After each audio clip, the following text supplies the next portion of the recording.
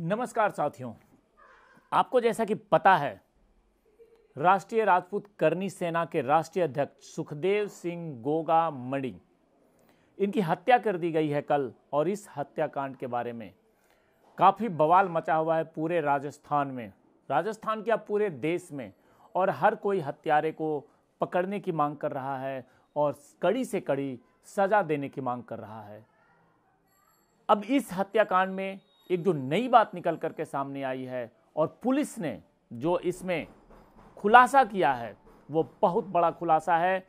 मैं आपको बता दूं कि जांच में ये पता चला है कि कपड़ा कारोबारी नवीन शेखावत अपनी बुआ के बेटे की शादी का कार्ड सुखदेव सिंह के घर देने गया था और इसी दौरान नवीन रोहित राठौर और नितिन फौजी को भी अपने साथ लेकर के गया था।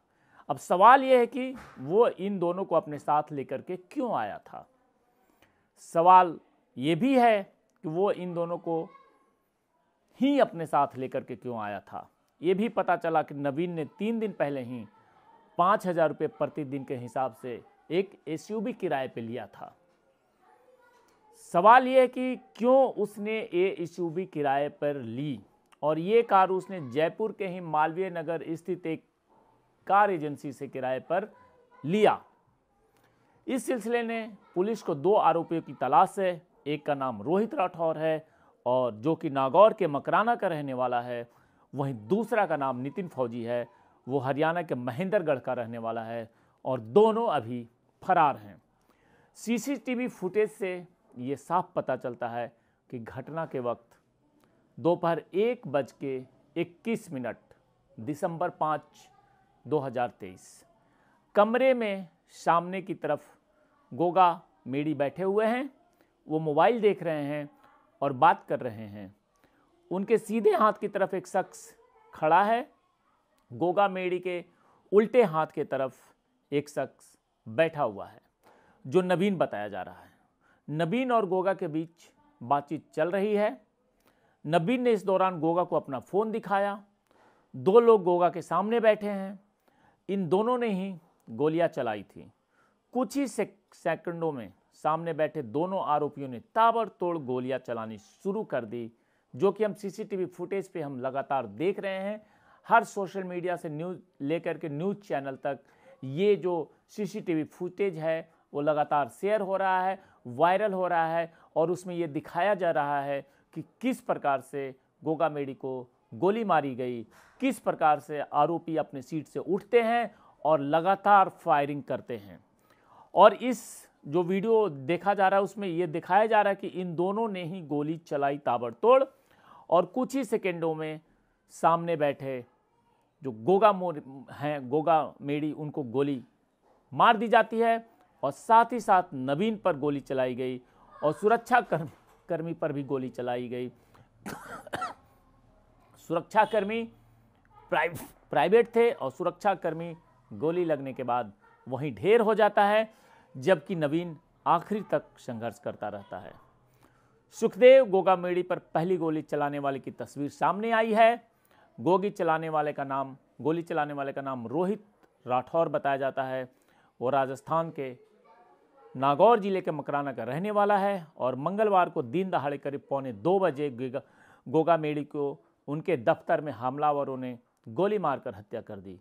बताया जा रहा है कि तीनों हमलावर गोगा मेड़ी की अनुमति से ही कमरे में आए थे और 10 मिनट तक बात भी करते रहे। क्रॉस फायरिंग में नवीन सिंह शेखावत नाम के एक हमलावर को भी गोली लगी है और वो उसकी मौत हो जाती है, जबकि गोली लगने से गोगा मेड़ी का सुरक्षाकर्मी गंभीर रूप से घायल हो जाता है। बाकी 2 हमलावर स्कूटी से फरार हो जाते हैं। आपको मैं बता दूं कि जो महेंद्रगढ़ के दोंगड़ा जाट गांव का रहने वाला नितिन फौजी अलवर में 19 जाट रेजिमेंट में तैनात था। साल 2019 में भारतीय सेना में भर्ती हुआ था। उसने 8 नवंबर को 2 दिन की छुट्टी ली और फिर कभी ड्यूटी पे वापस नहीं गया। 22 साल का नितिन 2 भाइयों में से एक है। उसकी एक बहन है। नितिन का भाई विकास भी 19 रेजिमेंट में तैनात है। सभी भाई बहन शादीशुदा है। नितिन की भी शादी 1 साल पहले हुई थी और राजस्थान के जाट बहरोड़ में उसकी ससुराल है। 10 नवंबर को महेंद्रगढ़ के सदर में प्रताप उर्फ गोविंद शर्मा का अपहरण का एक मामला हुआ था। इस मामले में भी नितिन का नाम सामने आया था।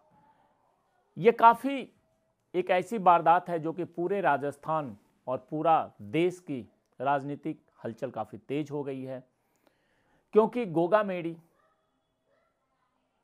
राजस्थान के करनी सेना के राष्ट्रीय अध्यक्ष थे और उनकी हत्या इस प्रकार से दिन दहाड़े जब हुई तो पूरे राजस्थान में हंगामा मच गया। लोग सड़कों पे उतर गए, राजस्थान बंद का ऐलान हो गया। जितने भी राजपूत क्षत्रिय समाज के नेता थे पूरे देश भर से, वो राजस्थान पहुंचने लगे। और ये एक बड़ा वाकया दिल्ली में संसद चल रहा था उस वक्त।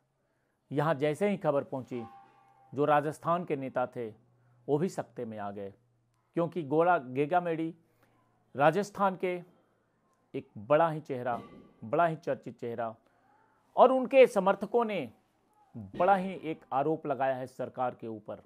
उनका ये कहना है कि ये लगातार अपनी सुरक्षा की बात कहते रहे हैं और सुरक्षा राज्य सरकार से मांगते रहे हैं, लेकिन राज्य सरकार ने इन्हें सुरक्षा देने में आनाकानी की और सुरक्षा इनको मुहैया नहीं कराया गया। ये बड़ा आरोप लगा है सरकार, जो पहले की सरकार थी, अब तो सरकार बदल चुकी है।